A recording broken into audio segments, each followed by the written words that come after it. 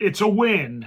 Breaking news involving President Trump. An appeals court has struck down the massive civil fraud judgment against Mr. Trump and his company. But there's a catch. But it's important to note that while the court found the judgment excessive, it found Donald Trump was liable for decades worth of business fraud. Let's dig in.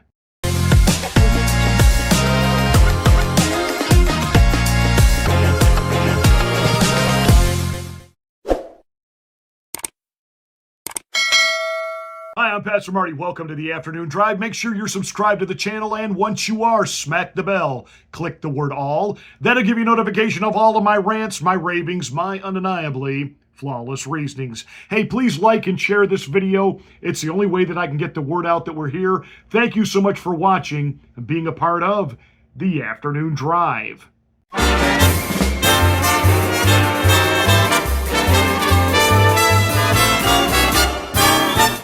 So President Trump got a partial win.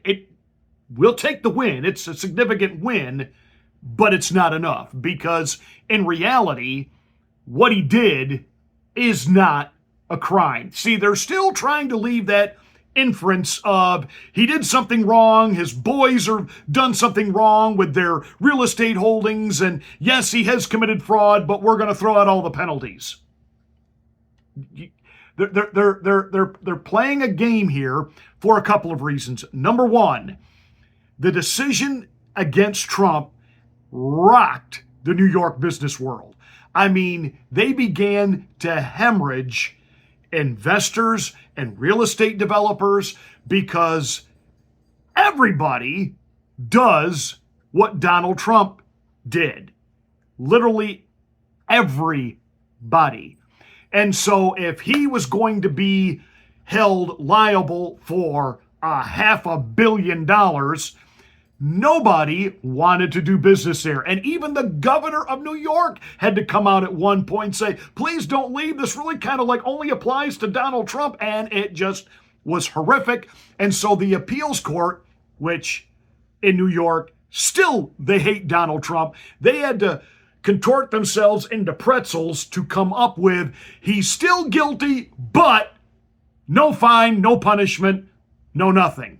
So that part of it's thrown out. Number two, the DOJ is looking into Letitia James and her fraudulent claims, again, overestimating real estate values. Actually, she kind of went reverse. She underestimated real estate values to get lower terms and even lied about where she actually lives, which that actually is fraud.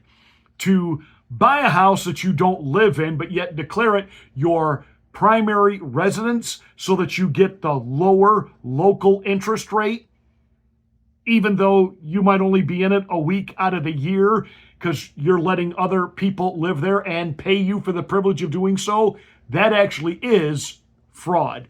But that's another case because, again, Letitia James, who swore she got elected to do one thing and one thing only, get Donald Trump. Didn't matter that migrants were overrunning New York City, crime out of control. None of that was being dealt with because she was going to get Donald Trump. And with the help of this creepy looking dude, who I affectionately refer to as the diddler, look at him. Just take a good long look at him. Doesn't he look like the kind of creeper that sits outside of a elementary school playground? Hey, little boy, want to see what I got under my robe? I mean, he just is a creepy, diddling, just an absolute creeper vibe just emanates from this guy. This is the guy that looked at Mar-a-Lago and said, it's worth a few $1 million. What? A few million? The vacant lot across the street was valued at $200 million. And Mar-a-Lago was a couple of million, few million, 4 million.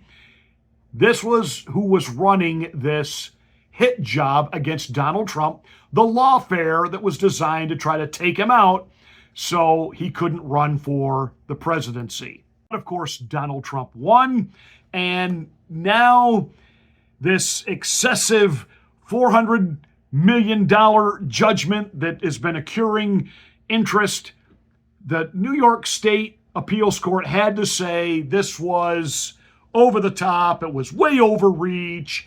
Yes, he committed a crime, but this is excessive, so we're throwing it out. This is still a problem. And I don't think Donald Trump is ready to take a full victory lap on this yet. I'm sure his lawyers are looking into this because this is still bad decision making, because Judge Erdogan, the diddler, and Letitia James purposely went after Donald Trump, created a crime where there was no crime. We're estimating the value of his properties. You do know that banks don't give you money based on what you say it's worth. I don't care how many loan applications and documents they have where he over-assessed the values of his property. The bank sends their own people in there, their own assessors in there to evaluate the value, and then they come back and say, well, you say it's worth $100 million, we say it's only worth $85 million, and we'll loan you half of that. That's how it works. Mr. Wonderful, the guy from Shark Tank, Kevin O'Leary, who's not a big Trump supporter. Let's go back 1 year when this all first exploded and the media was salivating and the Dems were salivating and the libloons were partying because they thought this was it, the end of Donald Trump. It was Kevin O'Leary who said, hold it, not so fast, we got a problem here. Well, let's leave out Trump for a minute and let's leave out politics and just talk about what happens in real estate development anywhere. So if you're a developer and you've got a building on a block anywhere in America and it's worth, let's say, $500 million, and you want to build a building right beside it, you go to the bank and say, this building is worth $500 million. I'd like to borrow a construction finance loan against this asset, and I want you to tell me it's worth $500 million too. And the bank negotiates with you and says, well, no, we think it's worth $400 million. And you fight it out. You're always trying to show your assets in the brightest light with the sunshine you could possibly determine for them. You want them to be worth the very most because you're only going to get a 40 or 50% loan to value, as it's called. Then you borrow that money. In the case of a $500 million asset, maybe you get $250 million, and you build a new building with a construction finance loan. And so that's what this case is all about. And by the way, forget about Trump. Every single real estate developer everywhere on earth does this. They always talk about their asset being worth a lot, and the bank says no. And that's just the way it is. So in this case, when I'm trying to figure out, and I'm not pro or con, or I don't care about the politics, who lost money? Nobody. The bank got paid back the construction finance loan, and a new building was built. And if you're going to sue this case and win, you got to sue every real estate developer everywhere. This is all they do. This is what they do all day long, every day. So I don't think this thing will ever survive appeal, regardless of what the fine is.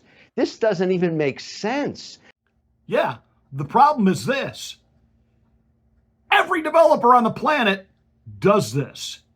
And every bank does what they do. And at the end, there's no fraud because Donald Trump didn't cheat anyone out of any money. Nobody went unpaid. The banks got their loans paid in full. They made money. Donald Trump made money off of what he did with these properties and the selling them and investing in them, et cetera, et cetera, et cetera. There is no crime. There's no victim. So while we'll take the win and we can rub it in Letitia James' face that, once again, you face planted on national television, you overpromised, underdelivered, you and Fat Fanny down in Atlanta, Saranaya to both of you. At the end of the day, though this is a victory, it ain't over yet. And Letitia, we're waiting to hear you in the witness stand. Something you didn't give Trump the benefit of because Judge Erdogan, the diddler, he decided all of this without it ever going to a jury. But it's going to be so fun to watch how you handle yourself being grilled on a witness stand.